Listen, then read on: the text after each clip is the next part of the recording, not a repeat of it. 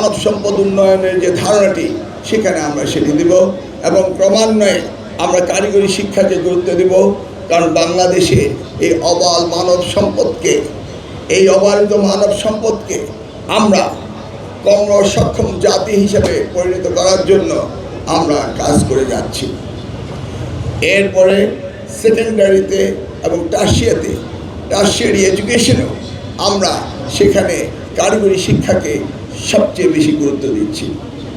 আমরা চাই বিশ্বায়নের যুগে প্রতিযোগিতায় বাংলাদেশ টিকে থাকুক এবং আমাদের এই অবারিত মানব সম্পদ, যেটা আমরা মনে করি বিশ্বে বাংলাদেশ হচ্ছে সবচেয়ে ঘনবহুল একটি জনসংখ্যার রাষ্ট্র, highly densely populated country in the world.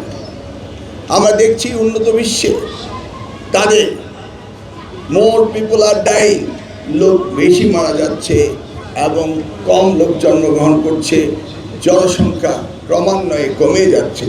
কিন্তু তার বিপরীতে বাংলাদেশ জনসংখ্যা শুধু বেড়েই চলছে। এই জনসংখ্যা একটি জাতির কখনো অভিশাপ হতে পারে না। এই জনসংখ্যাকে মানব সম্পদে রূপান্তরিত করতে হবে, সেই কর্মযজ্ঞ শুরু হয়েছে বাংলাদেশে মাননীয় প্রধানমন্ত্রী তারেক রহমানের নেতৃত্বে।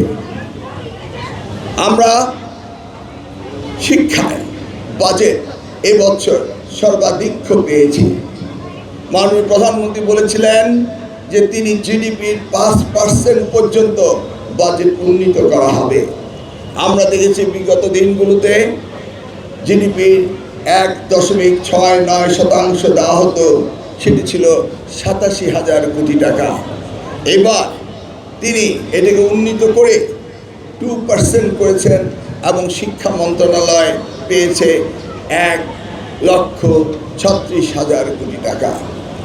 সেই জায়গায় প্রাথমিক ও গণশিক্ষা মন্ত্রণালয় পেয়েছে 47,000 crore টাকা, আর মাধ্যমিক উচ্চ মাধ্যমিক পেয়েছে 57,000 কোটি টাকা। তার বিপরীতে ছিল 45,000 কোটি টাকা বিগত সরকারের, আর প্রাথমিক স্কুলে ছিল 31,000 কোটি টাকা। এই যে টাকা ব্যয় হবে শিক্ষা খাতে, সেই খাতে আমরা চাই একটি বৈপ্লবিক পরিবর্তন।